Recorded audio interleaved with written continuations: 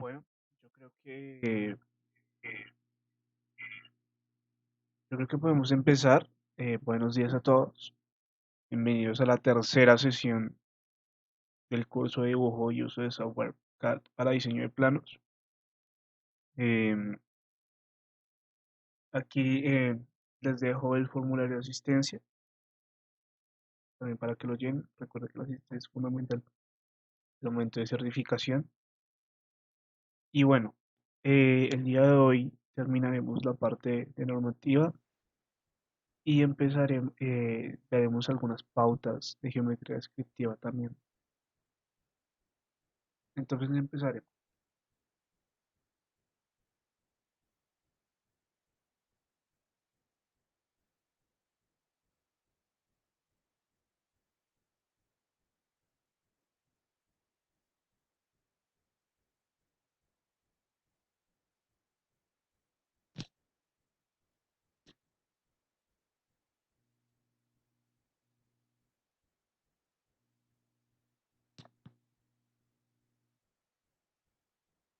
Entonces, la norma 1960 corresponde al dimensionamiento, principios generales, definiciones, métodos de ejecución, indicaciones especiales del dibujo técnico. Esta norma establece los principios generales de dimensionamiento aplicables en todos los campos, es decir, mecánico, eléctrico, ingeniería civil, arquitectura, etc. Es posible que en algunas áreas técnicas específicas las reglas y convenciones generales no cubran todas las necesidades de las prácticas especializadas adecuadamente. En tales casos puede establecerse reglas adicionales de normas específicas a estas áreas. Sin embargo, deben seguirse los principios generales de esta norma para facilitar el intercambio internacional de dibujos y para asegurar la coherencia de los dibujos en un sistema amplio relacionado con varios campos técnicos. Las figuras que ilustraremos ilustran simplemente el texto y no tienen el propósito de reflejar su uso actual. En consecuencia, esas figuras están simplificadas para indicar solo los principios generales pertenecientes aplicables a cualquier área técnica. Entonces comenzaremos con algunas definiciones básicas. Eh, Primero, dimensión como un valor numérico expresado en unidades a propiedades de medida que se indican gráficamente sobre un dibujo técnico con líneas, símbolos y notas. Las dimensiones se clasifican de acuerdo a los siguientes tipos, que es dimensión funcional, que es una dimensión que es esencial para la función de una pieza o repuesto. Dimensión no funcional, que es una dimensión que no es esencial para la función de la pieza o repuesto. Y dimensión auxiliar, que es una dimensión dada solo para propósitos de información. Esta no gobierna la producción o operaciones de inspección y se deriva de otros valores mostrados sobre el dibujo en documentos relacionados. Cualquier dimensión auxiliar se da en paréntesis y no se aplica tolerancia a esta. Veamos este ejemplo. Estas dimensiones funcionales se notan como F y las no funcionales como NF y las auxiliares como AUX, como podemos ver en estas figuras. Y bien, también hay otras definiciones como rasgo, que es una característica individual, tal como una superficie plana, una superficie cilíndrica, dos superficies paralelas, un hombro, un filete de tornillo, una ranura, un perfil, etcétera. Y producto final, que es la parte completa con un ensamblaje o servicio o una configuración producida a partir de una especificación de dibujo. Un producto final también puede ser una parte lista para proceso adicional, por ejemplo, el producto de una fundición, una fragua, una configuración que necesita procedimiento adicional. Bueno, ahora con respecto a las aplicaciones, toda la información necesaria para definir clara y completamente una parte o componente debe mostrarse directamente sobre un dibujo, a menos que esta información se especifique en documentos asociados. Cada característica debe dimensionarse solo una vez en el dibujo. Las dimensiones deben colocarse sobre la vista o sección que muestre más claramente las características correspondientes. Cada dibujo debe utilizar la misma unidad, por ejemplo, milímetros, para todas las dimensiones, pero sin mostrar el símbolo unidad, con el objeto de evitar mala interpretación puede especificarse el símbolo unidad predominante sobre un dibujo en una nota, donde deban mostrarse otras unidades como parte de la especificación de un dibujo, por ejemplo, newton por metro para torque, kilopascal para presión. Debe mostrarse el símbolo de la unidad apropiado con el valor. No deben mostrarse más dimensiones de las necesarias para definir una parte o un producto final sobre un dibujo. No debe definirse ninguna característica de una parte o un producto final por más de una dimensión en ninguna dirección. Sin embargo, puede hacerse excepciones, como donde sea necesario dar dimensiones adicionales. En etapas intermedias de producción, por ejemplo, el tamaño de una característica previa a una carbonización y terminación, o donde sea ventajoso la adición de una dimensión auxiliar. Los procesos de producción o los métodos de inspección no deben especificarse a menos que ellos sean esenciales para asegurar funcionamiento satisfactorio por intercambiabilidad. Las dimensiones funcionales, como pueden ver en esta primera figura, deben mostrarse directamente sobre el dibujo donde sea posible. Y ocasionalmente el dimensionamiento funcional indirecto se justifica o es necesario. En tales casos debe tenerse cuidado ya que se mantiene el efecto de dimensionamiento funcional mostrado directamente. Eh,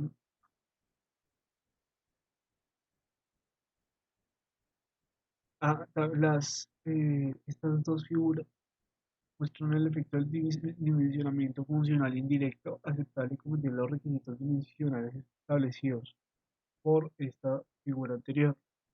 Las dimensiones no funcionales deben colocarse de modo tal que sea la más conveniente para la producción e inspección. Bueno, pasemos a lo que es método de dimensionamiento, y entre ellos los elementos de dimensionamiento.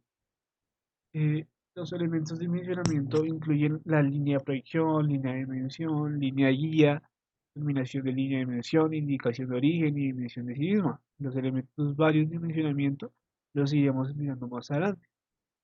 Y bueno, las líneas de dimensión, o también llamadas líneas de proyección, eh,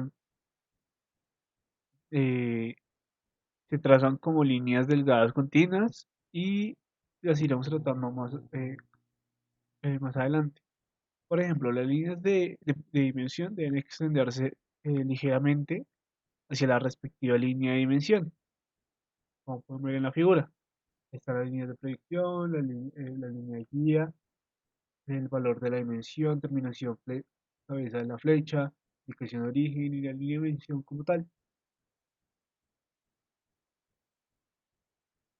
Y bueno, las líneas de proyección deben tratarse perpendiculares a la característica que se está dimensionando. Sin embargo, donde sea necesario, ellas pueden trazarse oblicuamente, pero paralelas una a la otra, como pueden ver en la figura. Las líneas de construcción de intersección y las de proyección deben extenderse ligeramente hacia su punto de intersección, como pueden ver acá. En general, las líneas de proyección y las líneas de dimensión no deben cruzar otras líneas, a menos que esto sea inevitable, como en esta figura donde marcamos un orificio y una línea de medición debe mostrarse no quebrada donde la característica a la cual ésta se refiere se muestre quebrada, como en la figura de la derecha.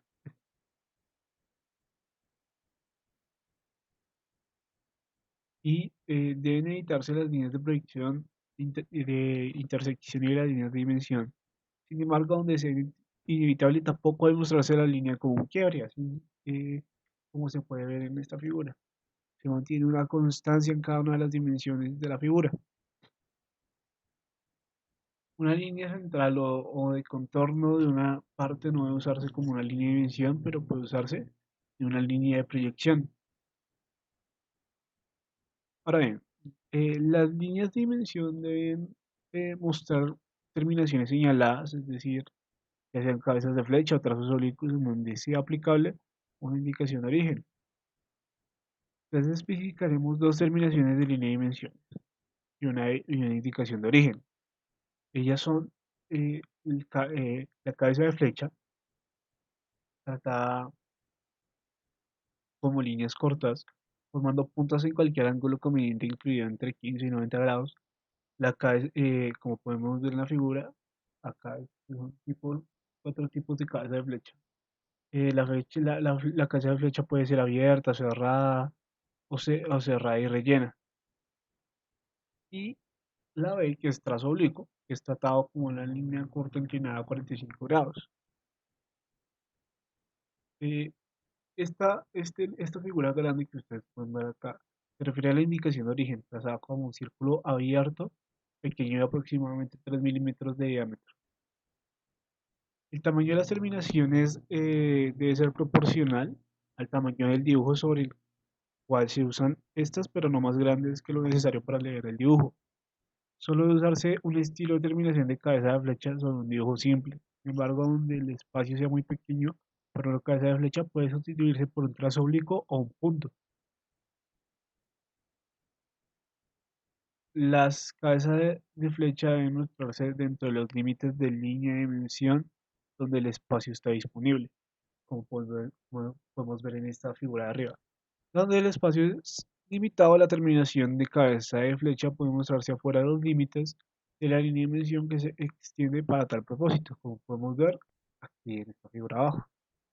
Suele usarse una terminación de cabeza de flecha con su punto sobre el extremo del arco de la línea de dimensión, donde se dimensiona un radio.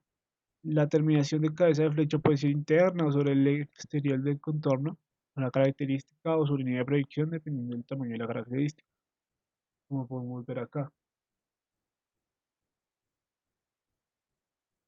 Y bien, eh, también existen valores dimensionados indicados sobre dibujos que deben mostrarse sobre los dibujos en caracteres de tamaño suficiente para asegurar legibilidad completa sobre el dibujo, así como sobre las reproducciones hechas en microfilmes.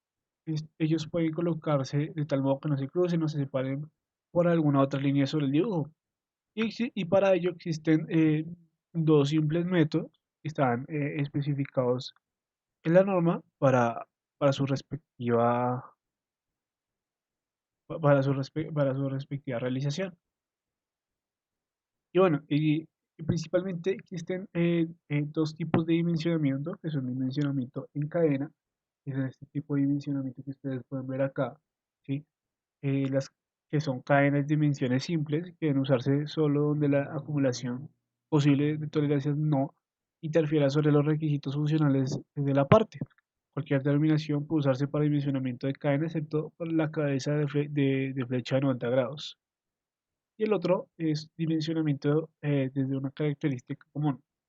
Este método de dimensionamiento se usa cuando un número de dimensiones de la misma dirección se relaciona con un origen común. El dimensionamiento de una característica común puede realizarse como dimensionamiento paralelo o como dimensionamiento de dirección sobrepuesta. ¿Sí? El dimensionamiento paralelo es la colocación, vamos a ver si por aquí, no, creo que no. Sí, como pueden ver aquí, por ejemplo, comparten una característica común y de ahí parten, como acá y acá. Eh, el dimensionamiento paralelo es la colocación de un número de líneas de dimensión simples paralelas unas a las otras y espaciadas de modo que el valor dimensional pueda añadirse fácilmente.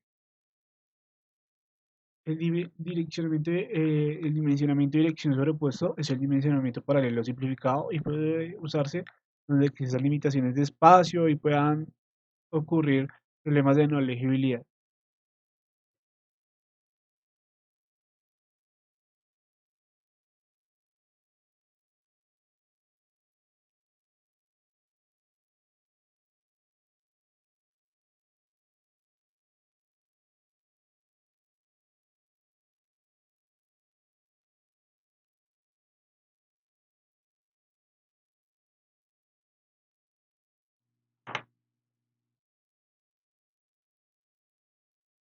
Un momento, por favor.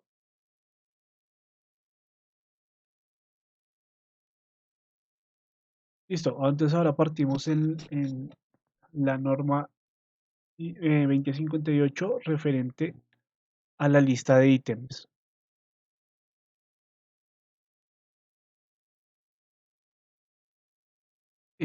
Las listas de ítems son listas detalladas de los ítems que constituyen un ensamblaje o subensamblaje o de partes individuales que figuran en un dibujo técnico. No es necesario que todos los ítems aparezcan detallados en el dibujo del producto final. La asociación de los diferentes ítems que figuran en esa lista y su representación en el dibujo correspondiente se realiza por medio de ítems. Sobre la base de una lista de ítems pueden establecerse otras líneas necesarias para otros fines, como por ejemplo control de tiempo, recepción de existencias, etcétera. Estas listas adicionales no deben incluirse ni formar parte de los dibujos de productos finales. Esta norma especifica las reglas generales y las recomendaciones para el establecimiento de las listas de ítems que se utilizan en los dibujos técnicos. Esta norma se limita más que todo a las listas de ítems que han sido identificados por una referencia, que vamos a ver más adelante en la siguiente norma, y estas listas proporcionan la información necesaria para la producción o gestión de compra de las partes o también ítems. Y bueno, las listas de ítems pueden estar incluidas en el propio dibujo o en un documento separado. Cuando se,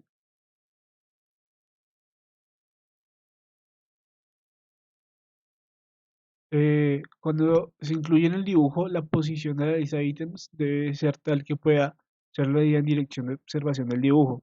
La lista puede estar unida con el cuadro de rótulo, que normalmente viene así, y sus bordes pueden dibujarse con líneas gruesas continuas, tipo A. Cuando la lista de ítems se incluye en un documento separado, esta debe identificarse con el mismo número que el dibujo de procedencia. Sin embargo, para distinguir esta identificación de la del dibujo correspondiente, se recomienda que el número de lista de ítem esté antecedida el prefijo lista de ítems, un término similar en el idioma usado en los documentos. El tamaño para las listas de ítems por separado debe seleccionarse de acuerdo con la ISO 5457. Ustedes pueden realizar esa norma. Y bueno, con respecto al contenido, se recomienda organizar las listas de ítems en columnas por medio de líneas continuas, gruesas o holgadas tipo A o B para permitir introducir la información bajo los encabezados siguientes, que son ítem, descripción, cantidad, referencia y material. Bueno, la columna ítem muestra el número de referencia del ítem correspondiente según aparece en el dibujo respectivo. La columna descripción incluye la denominación del ítem. Puede emplearse abreviaturas siempre que no afecten la claridad. Si el ítem tiene que ver con una parte normalizada, por ejemplo, tornillo, tuerca, perno, etcétera, debe usarse su designación normal de acuerdo con la norma correspondiente. La columna cantidad muestra el número total de este ítem en particular requerido para un ensamblaje completo. La columna de referencia se emplea para identificar ítems que no estén totalmente representados en el dibujo de procedencia, tales como partes representadas en otros dibujos, partes normalizadas u otras partes prefabricadas. Según el caso, se puede incluir el número de otro dibujo, la norma correspondiente, el código u otra información similar en esta sección de material. La columna de material incluye el tipo y calidad del material a usar. Si es un material normalizado, debe darse su designación normal. Las listas de ítems pueden incluir adicionalmente otros elementos para información necesaria para el producto terminado, por ejemplo, puede ser número de almacenaje, masa unitaria, estado de entrega y observaciones. Y bueno, los datos se deben ingresar en la columna correspondiente en filas horizontales. Para mayor claridad, se recomienda separar cada entrada de ítem por medio de líneas continuas, gruesas o finas. La secuencia de las entradas debe seguir el orden de las referencias de ítems. Cuando la lista de ítems se incluye en el dibujo, la secuencia debe ir de la parte inferior a la parte superior, con los encabezamientos de columnas inmediatamente abajo.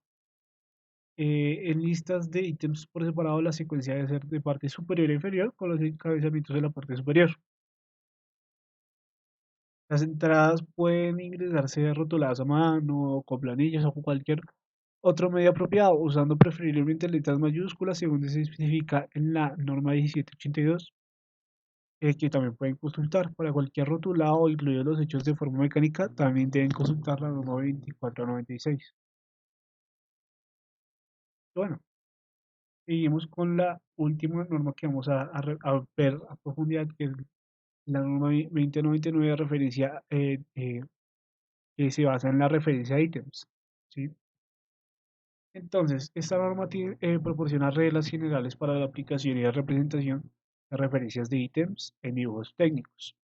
En el contexto de esta norma, el propósito de las referencias de ítems está restringido a la identificación de partes, componentes de ensamblajes y la identificación de ítems o partes individuales detalladas en el mismo dibujo.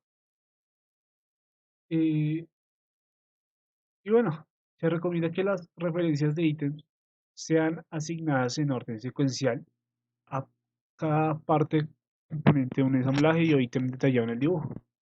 Las partes idénticas mostradas en un mismo ensamblaje deben tener una misma referencia de ítem. Cada subensamblaje completo incorporado en un ensamblaje o conjunto principal incluido en el dibujo puede ser identificado con una misma referencia de ítem. Si el dibujo corresponde a una sola parte, no es necesario asignar una referencia de ítem, pues el número de dibujo constituye ya un medio adecuado de identificación de la parte en cuestión. Y bueno, todas las referencias de ítems deben incluirse en la lista de ítems que ya vimos anteriormente, con la información adecuada sobre los respectivos ítems. Con respecto a la presentación, las referencias de ítem pueden estar compuestas por lo general de números arábicos solamente. Sin embargo, pueden incluir letras mayúsculas cuando sea necesario. El diseño, dimensiones y separación de los caracteres debe cumplir con la norma 1782. Todas las referencias de ítems en un dibujo deben ser del mismo tipo, altura y altura del rotulado. Deben distinguirse claramente de otras indicaciones. Esto puede lograrse, por ejemplo, usando caracteres con una altura mayor, por ejemplo, el doble de la altura empleada para otras indicaciones similares, encerrando en un círculo los caracteres de cada referencia de ítem, como podemos ver en la figura 3. Y en ese caso los círculos deben tener el mismo diámetro y ser trazados con líneas continuas finas tipo E, o combinando ambos métodos. Bueno, las referencias de ítems deben ubicarse fuera de los contornos generales de ítems correspondientes. Cada referencia de ítem debe estar vinculada a su ítem asociado por medio de una línea directriz, como podemos ver en todas las figuras. La línea directriz puede omitirse si la relación entre la diferencia del ítem y su ítem asociado es evidente. Las líneas directrices no deben intersectarse, deben mantenerse lo más cortas posible y generalmente deben trazarse en ángulo con la referencia de ítem. En el caso de las referencias de ítem encerradas en un círculo, la línea directriz debe estar dirigida hacia el centro del círculo. Para mayor claridad y legibilidad del dibujo, las referencias de ítems deben disponerse preferiblemente en columnas verticales y o filas horizontales. Las referencias de ítems relacionados pueden mostrarse con la misma línea indicadora y las líneas de ítems idénticos solo se necesitan mostrar una vez, siempre que no haya el riesgo de ambigüedad. Acá hay un ejemplo de aplicación de referencias de ítems para un ensamblaje en general.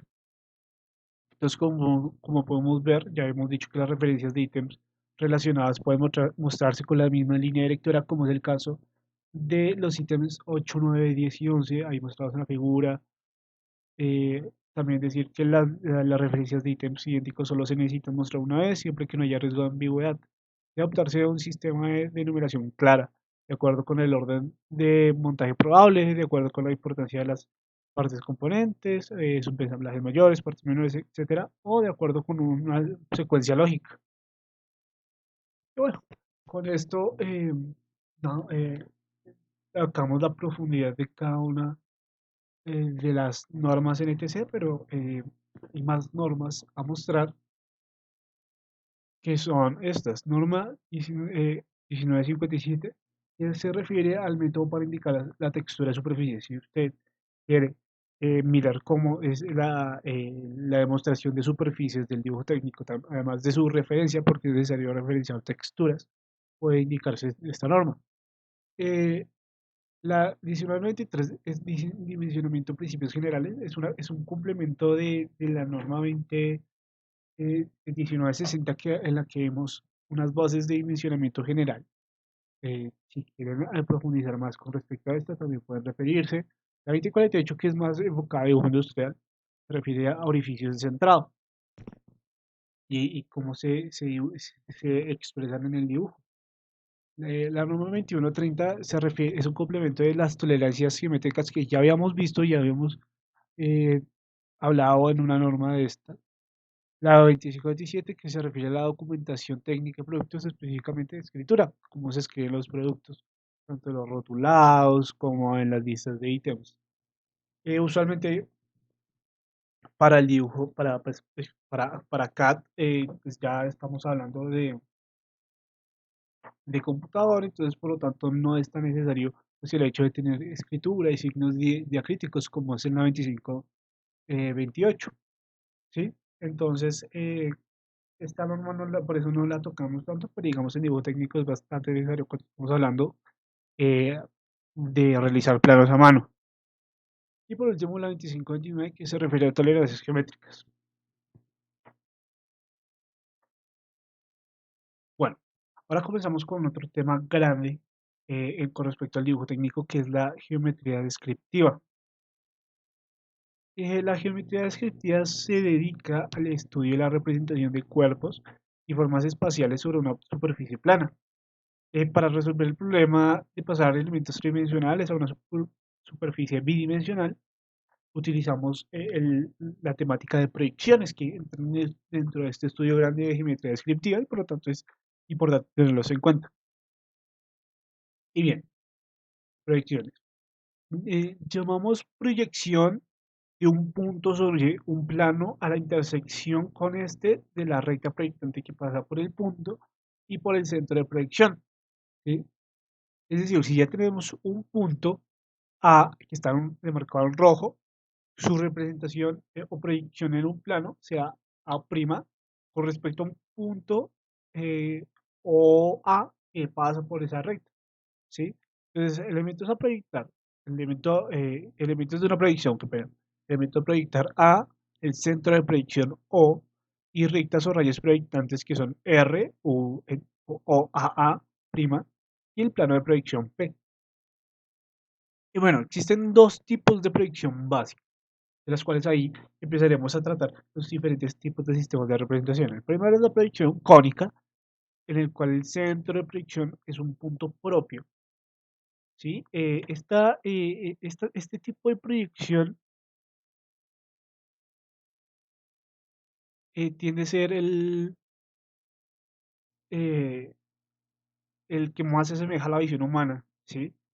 Empieza a utilizarse por artistas del Renacimiento o para expresar perspectivas, ¿sí? Porque estamos hablando de un punto propio, en el cual también podemos expresar puntos de fuga y así del mismo modo.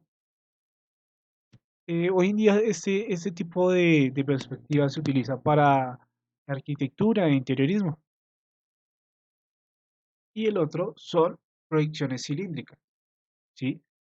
En el cual el centro de proyección es un punto impropio situado en el infinito. Las rectas proyectantes serán paralelas entre sí al plano de proyección en la cilíndrica ortogonal y oblicuas en la cilíndrica oblicua.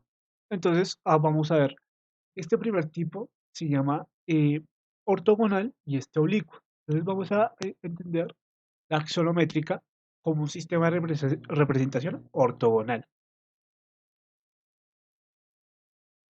Entonces,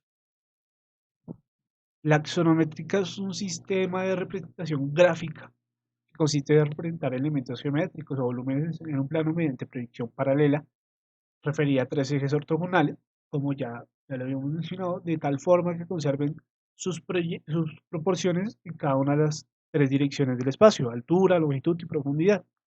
La perspectiva axonométrica cumple dos propiedades importantes que la distinguen de la cónica y de la oblicua. Primero, la escala del objeto representado no depende de su distancia al observador, equivalente a que el observador estuviera en el infinito.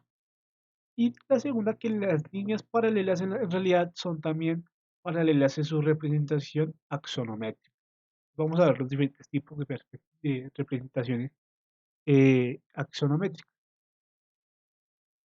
La primera, que es la isométrica, que en esta representación todas sus dimensiones son reales, aunque sus ángulos internos no lo sean, lo que significa que las proporciones de las coordenadas x, y, z serán 1 a 1, pero el objeto no contará con ángulos internos reales, pues esta axonometría se dibuja con un ángulo de 30 grados para el eje x y para el eje y, por lo tanto el interior del objeto se ampliará, aunque su aspecto es bastante real. Esa axonometría es la más utilizada al representar un objeto de forma tridimensional, ya que permite ver sus dimensiones reales sin disminución alguna. La dimétrica.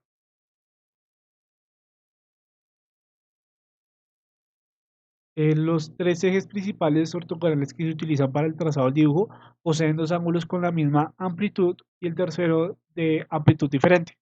Los ángulos más usuales para esta perspectiva son 105 y 150 grados. La perspectiva o proyección es usual para representar piezas más largas que anchas y altas.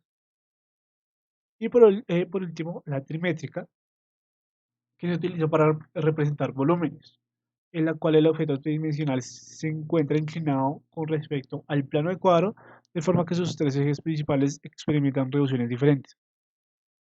Entonces, esta tabla nos relaciona estos tres tipos de representaciones axonométricas y como podemos ver, para la isométrica estamos hablando del mismo ángulo, ¿sí? Por ejemplo, alrededor estamos hablando de 120 grados. La dimétrica, solo dos de sus ángulos van a ser iguales. Por eso ahí dice 130, 130 y por último 100 grados. Pero la dimétrica tiene ángulos completamente diferentes. 130, 120, 110. Y ambas, los tres tipos de representación tienen fines diferentes, como les dijimos. La isométrica tiene como fin representar figuras dimensionales, la dimétrica eh, tiene como fin representar piezas más largas que anchas y altas, y la trimétrica representar volúmenes. Y bueno, vamos a hablar de la perspectiva oblicua.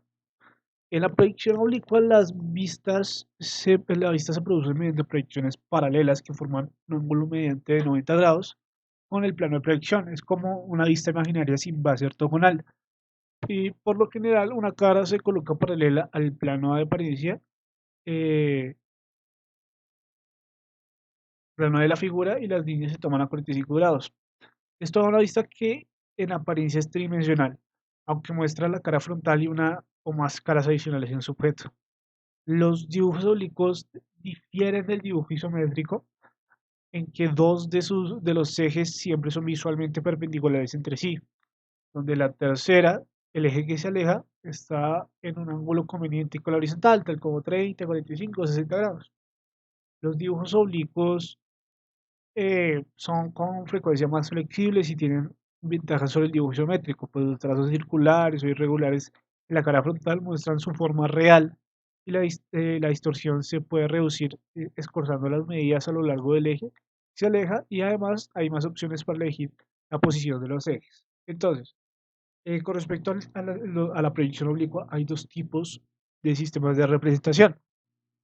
Uno es la caballera, que es una representación tridimensional en la que se jerarquiza la vista frontal de un objeto, por lo tanto la proyección vertical, la cual mantiene las dimensiones reales, por lo tanto el eje X y el Z están en una proporción 1:1. El eje X se maneja en un ángulo de 0 grados y el eje Z 90 grados. En el eje Y se manejan los ángulos que varían entre 1 y 89 grados, pero el más utilizado es el de 45 grados, pues su uso hace resaltar la vista en alzado. Este eje reduce la proporción de sus medidas reales a la mitad, aunque si se desea obtener una representación caballera exacta, se debe aplicar el factor de reducción gráfico, que corresponde a 2/3 de la medida real. Y bueno, la otra es la militar, que es la representación tridimensional en la cual los ejes Y y X son ortogonales y giran sobre un mismo eje, el cual puede variar su ángulo entre 0 y 90 grados. Por lo tanto, si X tiene un ángulo de 45 grados y por su parte tendrá un ángulo de 90 a 45 grados, lo que significa que Y será igual a 90 menos X, Los ángulos más utilizados para este dibujo son de 30 y 60 grados. Las proporciones de las coordenadas son 1 a 1 para X y la coordenada Z disminuye a la mitad su dimensión real, esto con el fin de jerarquizar la proyección superior, plano horizontal o de planta. Bueno, a menudo se simplifican los coeficientes de reducción, viéndolos entre la reducción correspondiente al eje X. El resultado se llama escala axonométrica de las magnitudes referentes a los tres ejes mantienen sus proporciones, pero la reducción no es correcta en términos absolutos. Y bueno, eh, con esto terminamos la clase del día de hoy. Si tienen alguna pregunta, pueden escribir por el chat. Recordar que pues si no pueden hacerla por el chat, también pueden escribir al correo comiteenseñanza@gmail.com y también estar pendiente de los videos que estamos subiendo a nuestro canal de YouTube, Comité de Enseñanza. Y bueno, la clase del día de hoy era terminar temáticas que nos faltaban de la normativa. Yo creo que con respecto a la normativa no era tan necesario empezar a hablar de dibujo, que no sé qué, sino que ya dentro de esta normativa ya tenemos claro qué es el dibujo, cómo funciona por medio de las definiciones, por medio de muchas cosas, por eso se adelantó bastante. Y este pedazo de geometría descriptiva era para dar como esas partecitas que no sé, que sí eran bastante necesarias, no se veían, como es el caso de perspectivas y de proyecciones y sistemas de representación, y ya tocamos, ¿sí? Entonces, la clase del día de mañana, de mañana, perdón, del jueves y el viernes, serán específicamente para tratar AutoCAD el jueves e Inventor el viernes. Con esto acabaríamos el curso, ¿sí? Con estas dos últimas clases estaríamos terminando ya el curso completo el viernes. Y recordarles que la asistencia, pues, se las vuelvo a enviar. Eh, sí, es muy necesaria para el momento de la certificación. Si usted asistió al 80% de las clases, adquiere la certificación. Entonces, dado que solo manejamos eh, sí, las dos siguientes clases culminarán el curso. Pues la verdad, tampoco era exagerarnos y empezar a tratar toda esta temática que se demora uno como estudiante un semestre entero en entender, en trabajar. No, porque pues no existe el tiempo, ¿sí? La idea era mostrar generalidades, y más que tomar una introducción. Entonces, por lo tanto, no nos profundizamos tanto en los temas, sino los tratamos muy por encima, ¿sí? Además, pues el nombre del curso es, como pueden ver acá, dibujo de software CAD para diseño de planos. Y la verdad, pues AutoCAD e Inventor son softwares muy fáciles de usar. Vamos a tratar más que todo su interfaz y vamos en esa horita, horita y media, yo creo que nos demoramos. Pues cómo funciona, vamos a realizar algunos ejemplos para ver cómo pues, se trabaja en los diferentes software y cómo, pues nuestro fin esencial, cómo hacer planos, ¿sí? Entonces, pues es eso. Em, Les volví a enviar el formulario de asistencia para que lo llenen. Recordarles que pues, para la certificación del curso se requiere al menos el 80% de asistencia. Es decir, no, como no realizamos una clase el viernes, solo estaríamos realizando 5 sesiones de esta clase, de este curso. Por lo tanto, si usted quiere tener la certificación, debe haber al menos asistido a 4 de estas clases. Em, y listo, eso sería todo. Pues si no hay más preguntas, queda decir que este curso se hace en el fin del Comité de Enseñanza, que es parte de los proyectos propuestos por RAS Colombia en el marco de la crisis global de salud por el COVID-19. Si quiere participar como docente, es decir, si usted está dispuesto a dar de su tiempo y enseñar algún tema que usted diga, yo soy duro en esto, puede hacerlo, ¿sí? Y puede escribirnos al correo y con mucho gusto pues hablaremos y cuadraremos la clase. Eh, y si también quiere seguir aprendiendo con estas clases, pues puede seguirnos. Ya esta semana empezaremos la publicidad para el segundo ciclo, porque pues esta semana ya terminamos el primer ciclo, tanto esta clase como mi otra clase que son Introducción a la Mecánica, ya acabamos. eh, Estaremos dando la publicidad para el segundo ciclo que comenzaría el próximo lunes.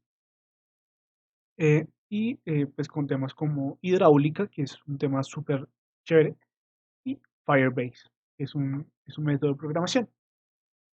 Eh, si tiene dudas, comentarios o sugerencias, pueden escribirnos y con mucho gusto lo podemos tener en cuenta. Respondiendo a la pregunta, vamos a contar con un ejemplo paso a paso. Pues en lo posible, sí, pues en lo que se pueda, sí, no puedo asegurar. Si usted tiene un ejemplo paso a paso siguiendo las normas vistas en esta clase, si lo puede compartir, sería genial.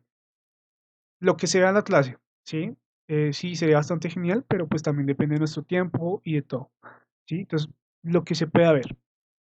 Tampoco decirnos hasta el fondo, estas normas, más que todo, eh, son para limitar, no vamos a tratar todas las normas, ¿sí? Las normas son para ver cómo funciona el dibujo aquí en Colombia específicamente, ¿sí? Pero no vamos a tratar un ejemplo con todas las normas porque pues es impráctico, ¿sí? Pero sí vamos a intentar pues demostrar algunas de estas normas en los ejemplos que hagamos. Eso sería todo. Pues nada, muchachos, muchas gracias. Nos estaremos viendo el próximo jueves a las 7 de la mañana y pues eso sería todo. Muchas gracias.